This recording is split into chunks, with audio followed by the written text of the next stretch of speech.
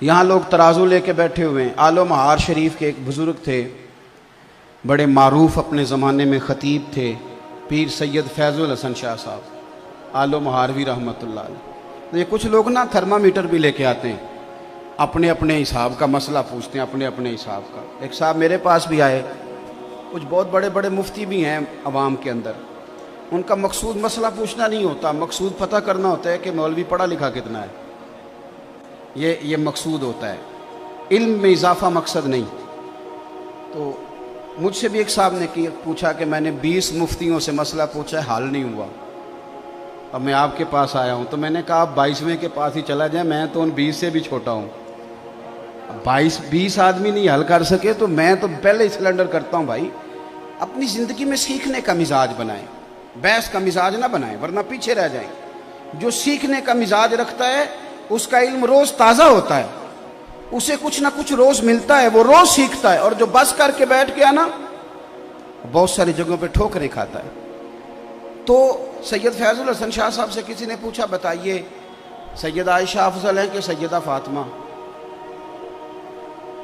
سید تھے. فرمانے لگے تجھے کس نے ترازو دیا کہ تو تولے؟ دونوں کی بڑی شان ہے، بڑا مرتبہ ہے. وہ کہنے لگا جی نہیں، آپ سید ہیں، عالم ہیں، پیر ہیں، سجادہ ہیں، کچھ تو بتائیں. آپ فرمانے لگے بتا تو دیا ہے. کہنے لگے جی آپ نے بات گول کی ہے، اور کچھ نہیں تو مجھے اشارہ ہی دے دیں. آپ فرمانے لگے چلو یہ بات ٹھیک ہے، اشارہ دے دیتا ہوں. آپ فرمانے لگے عائشہ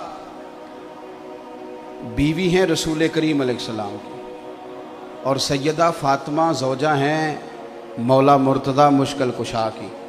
فرمانے لگے مجھے بتاؤ علی کی بیوی نبی کی بیوی سے افضل ہو سکتی ہے؟ بندہ چپ کر گیا. تو آپ فرمانے لگے اب دوسرا اشارہ سنو، عائشہ بیٹی ابو بکر صدیق کی، اور فاطمہ بیٹی ہے مدینے والے رسول کی. اب یہ بتاؤ کہ ابو بکر کی بیٹی محمد عربی کی بیٹی سے افضل ہو سکتی ہے؟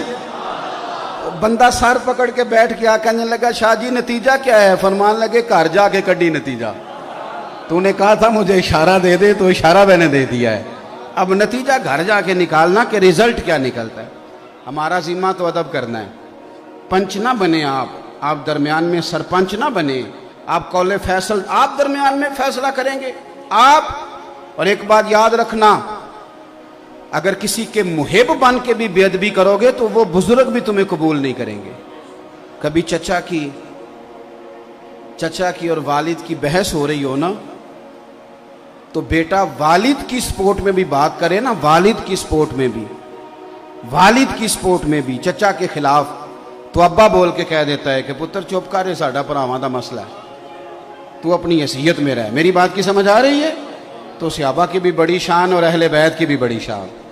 تو آپ کہاں الجھ رہے ہیں؟ تو مہربانی دیکھیں ان سے پیار کریں، ان کا اکرام کریں. ہمیں صحابہ نے تو ان کا پیار سکھایا ہے، صحابہ نے سکھایا اہل بیت کا پیار. صحابہ نے شاہ ولی اللہ محدث دہلوی کو نا پڑھے لکھے لوگ جو اب چونکہ ہم فی پی ایچ ڈی بہت زیادہ ہونے لگی ہے، تو جو لوگ اسلامک سٹڈیز کے ساتھ وابستہ ہیں وہ جب بر صغیر پاک و ہند میں لٹریچر لیں گے تو شاہ ولی اللہ کو ضرور دیکھیں گے. ازالۃ الخفا میں ایک بڑی خوبصورت روایت لائے ہیں. فرماتے ہیں کہ مال غنیمت بانٹ رہا تھا تو حضرت سیدنا عمر فاروق بانٹ رہے تھے. اور بندہ وہ ہے کہ جو ایک دینار کا نہ صرف یہ کہ حساب رکھنے والا ہے بلکہ حساب دینے والا بھی ہے.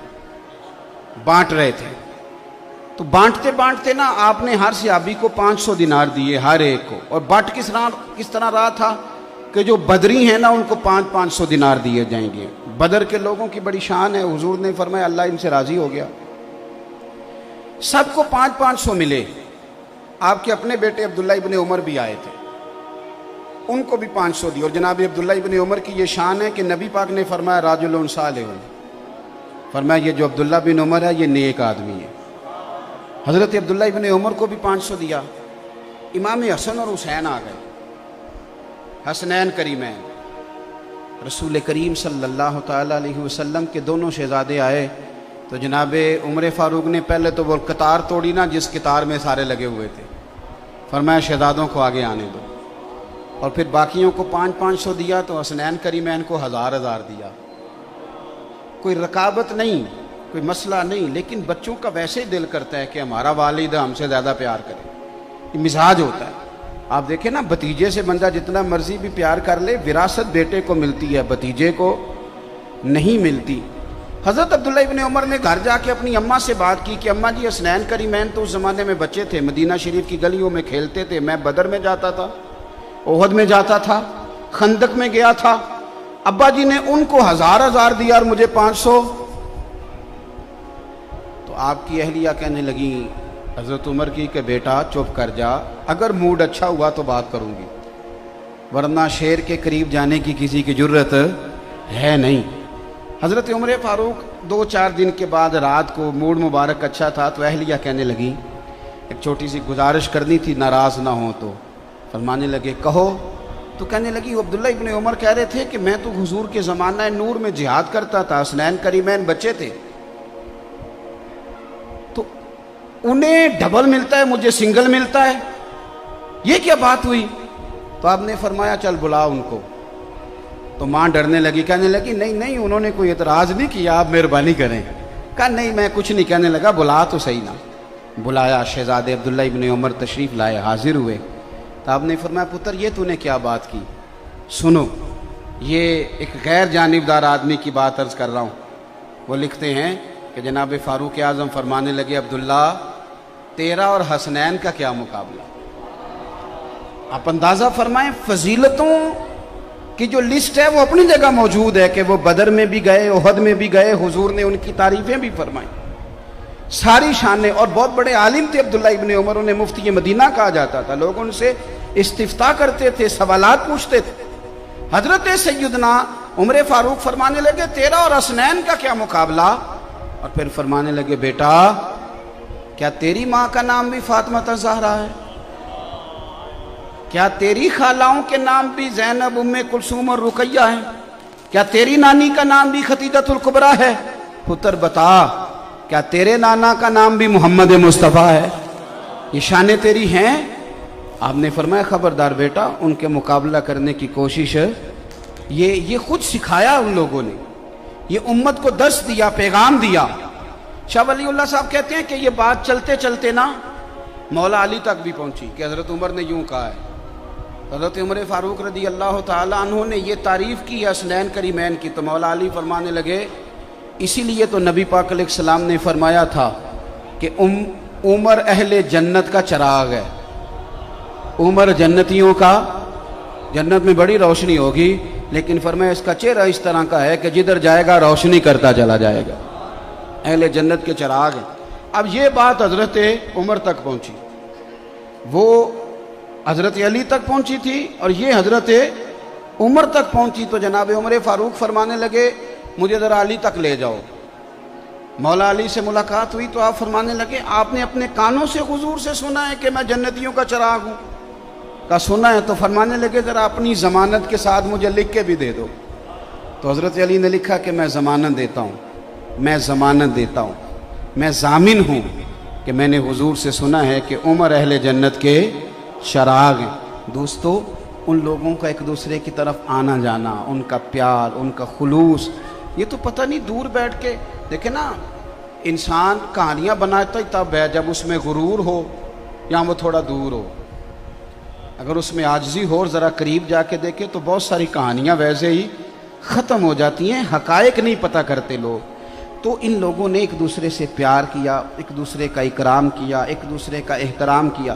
حضرت ابو ہریرہ رضی اللہ تعالیٰ عنہ، امام حسین گھوڑے سے نیچے اترے، حضرت ابو ہریرہ شاگردوں میں بیٹھے تھے، تو امام علی مقام رضی اللہ تعالیٰ عنہ کے پیر مبارک کو نا ذرا مٹی لگ گئی، بارش تازی ہوئی تھی۔ اب بڑا مشکل ہوتا ہے اپنے شاگردوں میں اٹھ کے کسی کا استقبال کرنا، بڑا مشکل کام ہوتا ہے، اور پھر کچھ آداب کے بھی تقاضے ہیں۔ کوئی بندہ اگر حدیث پڑھا رہا ہے تو اسے نہیں اٹھنا چاہیے، کوئی اگر قرآن مجید کی ترتیب بیان کر رہا ہے تو نہیں اٹھنا چاہیے، کوئی میں تو سمجھتا ہوں نعت بھی پڑھ رہا ہے تو اسے بھی نہیں اٹھنا چاہیے، اسے بیٹھے رہنا چاہیے۔ لیکن یہاں دیکھیں اسلوب کیا ہے۔ حضرت امام حسین نیچے تشریف لائے تو پیروں کو مٹی لگ گئی۔ حضرت ابو ہریرہ بوڑھے آدمی، سفید داڑھی، امیر المومنین فی الحدیث، اپنی جگہ سے اٹھے، شاگردوں کو چیرتے ہوئے باہر گئے اور اپنے سر سے پگڑی کھولی اور جب امام حسین کے پیر صاف کرنے لگے تو امام حسن نے پیر پیچھے کیا، حضور آپ تو میرے نانا کے پیارے صحابی ہیں۔ حضرت ابو ہریرہ رو پڑے، اصلاں نال جے نیکی کریے اور نسلاں تاک نہیں بھول دے۔ حضرت ابو ہریرہ رو پڑے اور رو کے کہنے لگے، حضور نہ، میں سفید اور کالی داڑھی نہیں دیکھ رہا، بلکہ میں تو آپ کے نانا کے خون کی خوشبو محسوس کر رہا ہوں۔ تو صحابہ، اب ہمارے کرنے کا کام کیا ہے؟ چونکہ وقت تھوڑا رہ گیا، ہم نے کیا کرنا ہے؟ اگر کچھ لوگ بحثوں میں الجھے ہوئے ہیں اور وہ اسی کو دین سمجھتے ہیں تو انہیں الجھا رہنے دیں۔ ہاں، اہل حق میں سے کوئی بندہ اظہار حق کے لیے کوئی دلیل پیش کرے، اس کی مخالفت نہیں، لیکن بلا وجہ چیزوں کو الجھانا اور بلا وجہ الجھانا، اس کا مقصود کوئی نہیں۔ آنے والی نسل کے لیے خرابیاں پیدا ہو رہی ہیں، ان کے ذہنوں میں صرف انتشار رہ گیا ہے، سوائے اس کے کوئی چیز نہیں رہ گئی۔ ہم نے کیا کرنا ہے؟ ہم نے کھل کے پیار کرنا ہے نبی پاک کے خاندان کے ساتھ، اہل بیت نبوت کے ساتھ کھل کے پیار کریں۔ آپ کا نا ایک شوق ہو، ایک ذوق ہو اہل بیت نبوت کے لیے۔ ان دنوں میں خاص کر امام حسن کی تعریف کی حدیثیں سنیں، امام حسین کی تعریف کی باتیں سنیں، حضرت مولا علی کی شان سنیں اور اس شان کو جگہ دیں، یعنی آپ کا چہرہ کھلے۔ کو ضروری ہے ہم نے بحث ہی کرنی ہے آپ کا دیکھیں اعلیٰ حضرت بریلوی رحمۃ اللہ تعالی علیہ، آپ نے لکھا ہے فتاوی رضویہ شریف کے اندر، اور حدیث کے راوی سیدنا عثمان غنی رضی اللہ تعالیٰ عنہ، اگرچہ بخاری مسلم میں بھی ہے، لیکن اعلیٰ حضرت فرماتے ہیں میں نے بہت ساری کتابوں سے جوڑ کے نا الفاظ حدیث یہاں جمع کر دی ہیں۔